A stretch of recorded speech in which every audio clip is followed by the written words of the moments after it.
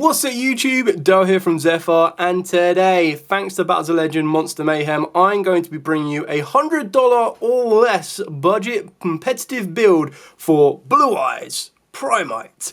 So this is going to be a main deck, an extra deck, and a demo side deck for way below $100 thanks to the reprints in Battles of Legend Monster Mayhem. What will also be added benefit for this as well is if you want to add more investment or upgrade it even more, next week we will get the Megatins of 2025, which will also reprint stuff like Dominus Purge and the Mold Chummies, being Fuelos and Perulia, that you might want to add to this deck to make it even stronger. So what I'm going to do with this is I'm going to show you an exact list of what you might want to be picking up and putting together thanks to the reprints, as well as some other cards that might not be reprinted in the next couple of sets, but could still be very, very good and useful for you to add to the builds as we go. If that wasn't enough, if you want to wait a little bit longer for the Megatins, cards like Primite Lordy Load might become even cheaper, as they will be reprinted in there as well. That is currently the most expensive reprint, sitting at £12 a copy, but I do feel that those prices could drop down a little bit more if you want to keep your budget in mind.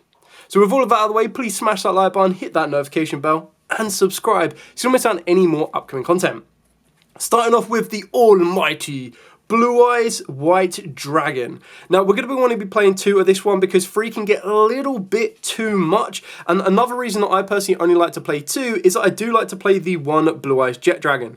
Now this is completely optional. You can take this out for more starters in maybe the form of Master, or more commonly you might want to be playing more Neo Kaiser Seahorse that I'm also playing to help increase your chances of extenders as well as access to your level 12 synchros. That being said, I do feel that the secondary effect of Jet Dragon when a card is destroyed to summon itself can be very, very helpful for you, depending on the environment that you're going to be taking this to. Carrying on into our Maiden of White, you're going to want to max out on this card as well. The benefit of maxing out on a card like this is that your ideal starter will be your Primite Ether Beryl. You then turn that into your Blue Eyes Link 1, and then your additional normal summon for the turn will be your Sage with Eyes of Blue. So what you're doing by playing multiple or maxing out on your Maiden of White is you're dealing with the opportunity that if your opponent does stop your Sage of Eyes of Blue to search it, or if your opponent does stop your ability of your Primite Ether Beryl to get you into your Drill Beam or any of your Lordy Low cards, it still gives you that option to hard open up the access to your Maiden of White, so you don't need to rely on your additional normal summon to get everything for your Blue Eyes moving and going. Then on the 1 Neo Kaiser Seahorse, now I am playing the Bestial package in the deck as well, and the reason for that one is because they act as an additional hand trap interaction, but can also get me direct access to a Neo Kaiser Seahorse should I want it as an extender or another starter. You could be very, very spicy and start to play some level 10 synchros, stuff like Chaos Angel if you do get access to that, because a level 6 Bestial Dark plus your Neo Kaiser Seahorse does make a level 10 synchro, being a Chaos Angel protected with light and dark attributes, but that's something that's going to be a little bit more scarce than it would be consistent, and that's why we kind of go with this ratio here. Moving on to the spells, you're going to want to max out on Wishes for Eyes of Blue. Now you can afford to play 2 of this if you want to, but again the exact same reason why you're playing 3 Maidens, 3 Sages and trying to max out is for pure consistency.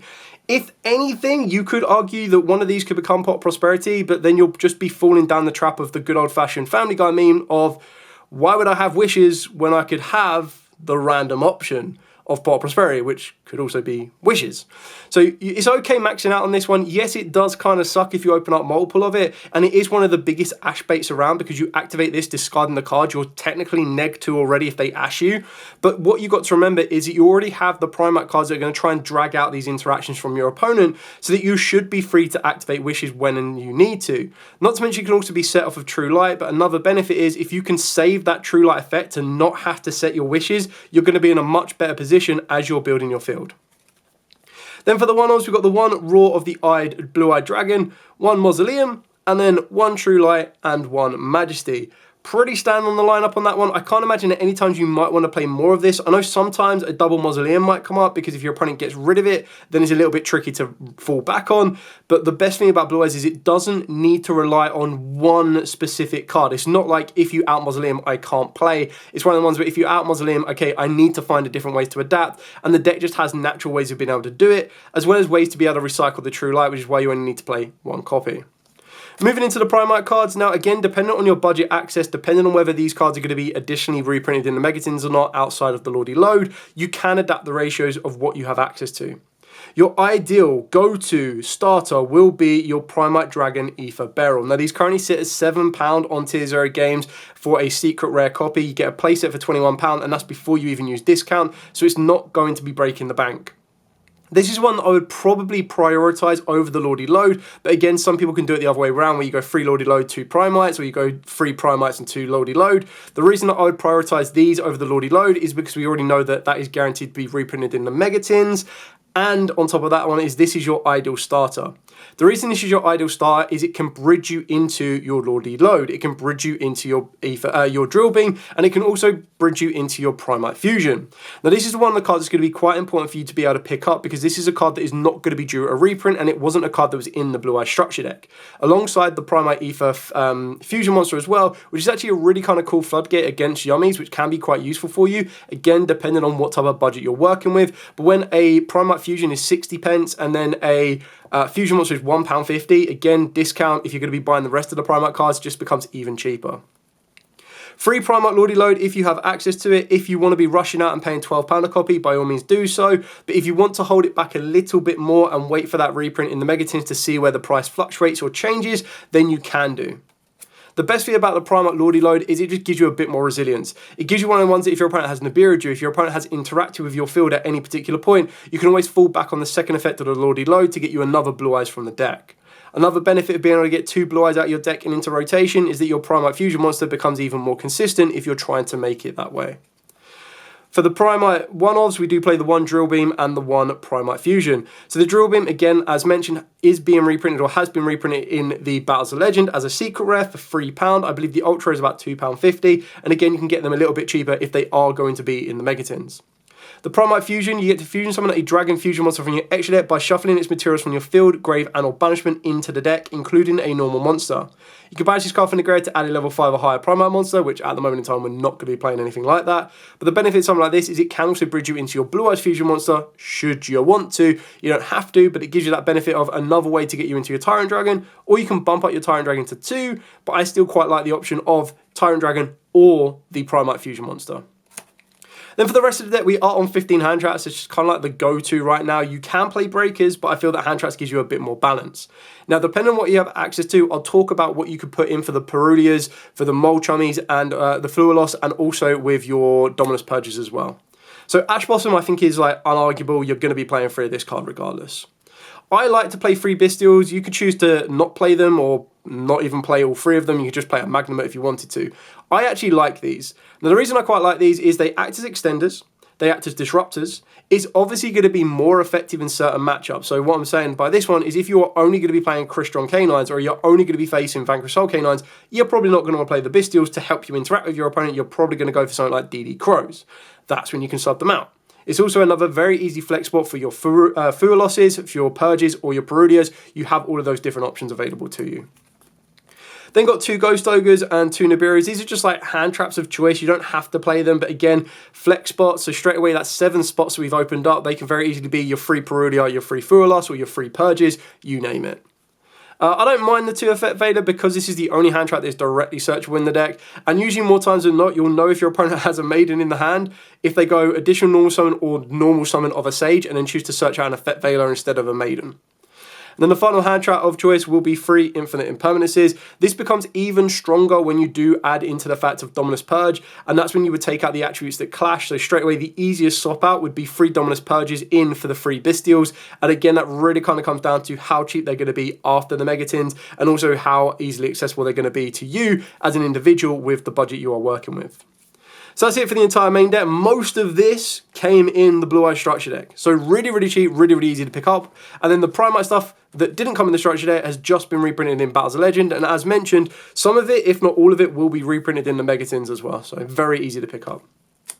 Moving on to the extra deck. So for the extra deck, our Link monsters are going to be 2 Spirit with Eyes of Blue. Again, pretty straightforward on this one. Nothing more really needs to be said about it. It comes in the Structure deck. It's very easy to access. It is your go-to bridge for everything you need. I've gone with the 1 Hieratic Seals. You can play 2 for the grind game if you wanted to. I feel that 1 is more than enough, just because ideally what you're trying to work into is if you're going first, Hieratic Seals, and if you're going second, your Tyrant Dragon is going to clear everything off and then go on from there. Just move those more central for you. There you go.